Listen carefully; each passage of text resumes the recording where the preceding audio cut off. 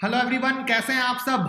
आज का या फिलहाल कुछ दिनों से जो सबसे बड़ा हॉट टॉपिक चल रहा है वो है अमेजॉन और फ्यूचर ग्रुप की डील के बारे में कि आखिर क्या होने वाला है। क्योंकि आप सबको पता है लेटेस्ट में अब इस डील पर रोक लगा दी गई है सिंगापुर कोर्ट के द्वारा, जहां से ये फैसला आया है कि जब तक अब ये केस का प्रोसेस चलता है तब तक ये डील रुकी रहे।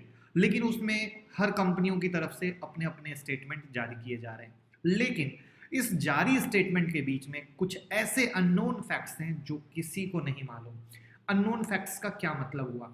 अननोन फैक्ट्स का मतलब ये है कि जो अमेजॉन और फ्यूचर ग्रुप के बीच में डील हुई थी वो क्या था, वो क्या ऐसा मामला था, क्या कुछ लीगल था या कुछ इलीगल था। आज उस अननोन फैक्ट्स को हम आपके साथ पहली बार शेयर करेंगे। तो मैं मुकुल अग्रवाल आपका आप ही के YouTube चैनल में स्वागत करता हूं। जो भी नए लोग हो चैनल को जरूर सब्सक्राइब करें और बेल आइकॉन हिट करें, क्योंकि यहां पे आपको मिलती है भाई वाली एडवाइस, स्ट्रेटजी लेवल, बहुत कुछ, सब कुछ।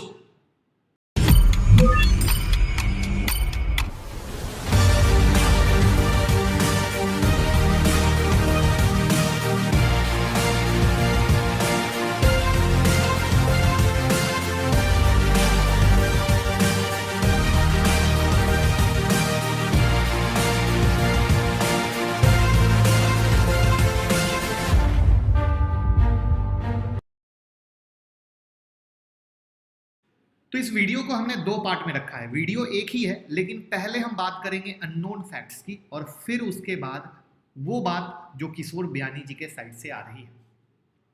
तो अननोन फैक्ट क्या है? तो अननोन फैक्ट में कुछ चीजें हैं जो एज अ क्वेश्चन और आंसर वाइज है। तो क्या जो अमेजॉन के मालिक बेजोस हैं, उन्होंने जो अमेजॉन फ्यूचर एग्रीमेंट यानी अमेजॉन और फ्यूचर ग्रुप के बीच जो एग्रीमेंट फ्यूचर रिटेल के हुई थी, वो क्या शेयर होल्डर के साथ डिस्क्लोज किया है?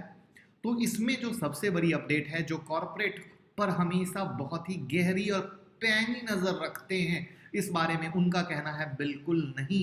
और जो डिटेलिंग है बहुत प्यार से ध्यान से समझिएगा, क्योंकि ये अपने आप में ही बड़ी ट्विस्टेड गेम है।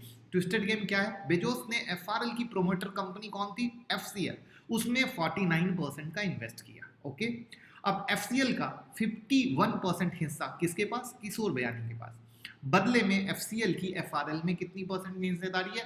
9.82% की।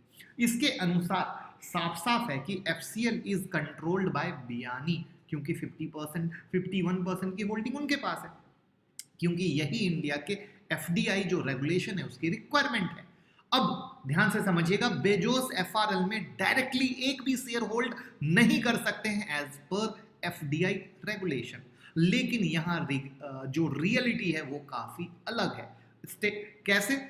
2 टियर स्ट्रक्चर में बेजोस ने एफआरएल का कंट्रोल अपने हाथ में लिया हुआ है, जो कि एफडीआई रूल के बिल्कुल अगेंस्ट है। टियर 1 एक शेयर होल्डर एग्रीमेंट है between FRL, FCL and other promoter of FRL. As पर दिस एग्रीमेंट, बिना एफसीएल के कंसेंट के एफआरएल अपने एसेट और बिजनेस को किसी भी थर्ड पार्टी को ट्रांसफर नहीं कर सकता, और इसका बोर्ड ऐसे प्रपोजल को कंसिडर भी नहीं कर सकता है। ध्यान से समझिएगा, इंटरेस्टिंग होता जा रहा है। अब टियर 2 एक शेयर होल्डर एग्रीमेंट है between FCL, Amazon and other promoter of FRL. As पर दिस एग्रीमेंट, बेजोस ने एफसीएल के राइट्स ले लिए हैं under FRL share holder agreement, right. अब इसी कारण बेजोस आराम से एफआरएल को कंट्रोल करते हैं।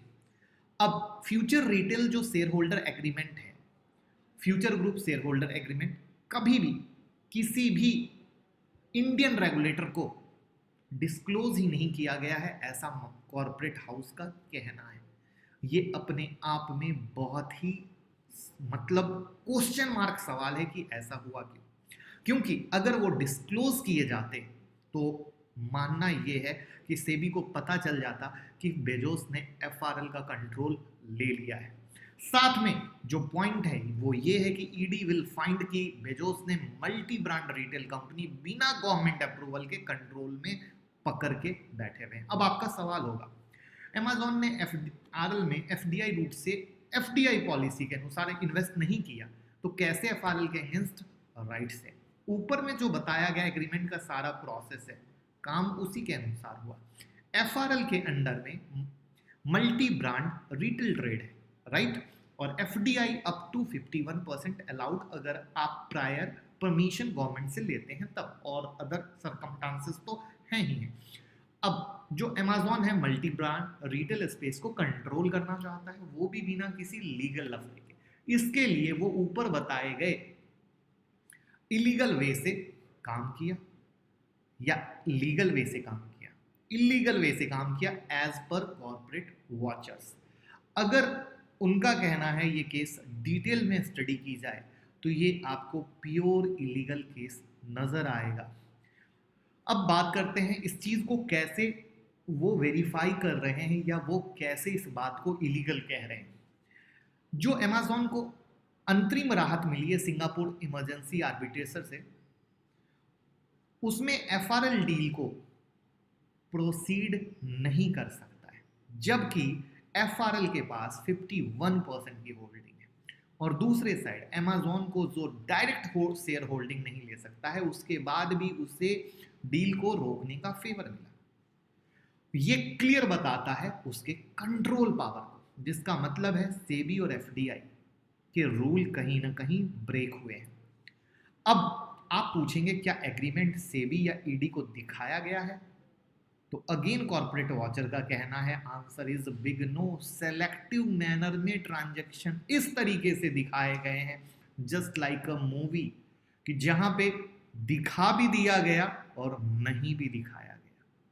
और ईडी और सेबी है, उन्हें अमेज़न को एग्रीमेंट डिस्क्लोज करने को बोलना चाहिए, ये माना जा रहा है, जिससे दूध का दूध और पानी का पानी होके सामने आ जाए।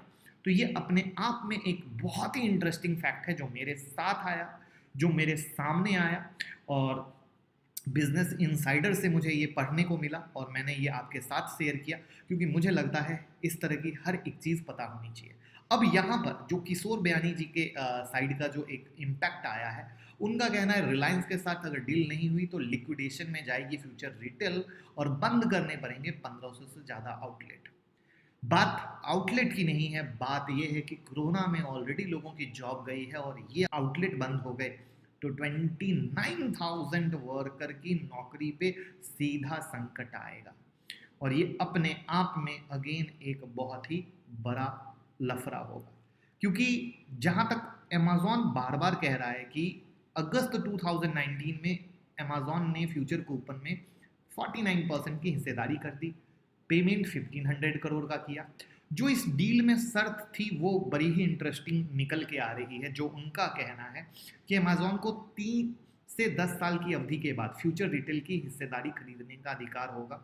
और अमेज़न के मुताबिक इस डील में एक शर्त यह भी थी कि फ्यूचर ग्रुप मुकेश अंबानी के रिलायंस ग्रुप की किसी भी कंपनी को अपना कोई भी रियल एसेट नहीं बेचेगा। ये उनका पॉइंट है और वही अमेज़न ने फ्यूचर ग्रुप पर का कहना है कि ये जो समझौता हुआ है उसका उल्लंघन किया है। अब डील होती है नहीं होती है, किस तरीके से ये आगे बढ़ती है, ये बहुत ही इंटरेस्टिंग होगा, बहुत ही लर्निंग होगा। मैं बार बार लगातार कह रहा हूँ क्योंकि आप गौर करो, जो एक बहुत मैंगो पीपल की भाषा में मैं बात करता हूँ। आप अमेज़न को छोड़ दो, आप फ्यूचर ग्रुप को छोड़ दो, जो मेरा पर्सनल एक्सपीरियंस है, मुकेश अंबानी जी रिलायंस के जो ऑनर हैं वो बहुत अच्छी तरीके से जानते हैं कि जो डील कर रहे हैं वो कहीं भी किसी हल्की कंपनी का टांग अरैया नहीं है। फ्यूचर ग्रुप में अमेज़न जैसी भारी भरकम कंपनी का है और उन्होंने भी कहीं ना कहीं चीज़ों को अच्छे से जाना समझा होगा, तभी फ्यूचर ग्रुप को टेक ओवर जो भी डील के रिगार्डिंग करने की बात आई थी वो करने का कोशिश किया होगा। तो इसीलिए ये ऊंट किस करवट बैठता है और किस तरीके से होता है, ये बहुत ही इंटरेस्टिंग होगा। जुड़े रहिए टेलीग्राम ट्विटर पे, हर एक ऐसी अनकही कहानी आपके साथ लाएंगे, क्योंकि ऐसे ऐसे बड़े कॉर्पोरेट में इस तरह की अनकही कहानी निकलती रहती है और एक बिग लर्निंग के रूप में आती है कि किस तरीके से जो मूवीज़ आप लोग देखते हैं 1992 स्कैम या ये सब कुछ ना कुछ अंदर में किस तरीके से होता रहता है। तो ज़रूर लाएंगे। जानकारी पसंद आई हो, आपको क्या लगता है कौन सही कौन गलत, कमेंट बॉक्स में बताइए। देखें पब्लिक क्या सोच रही है, तो क्या सोचती है पब्लिक, कौन सही है कौन गलत, कमेंट बॉक्स में बताइए। Thank you so much.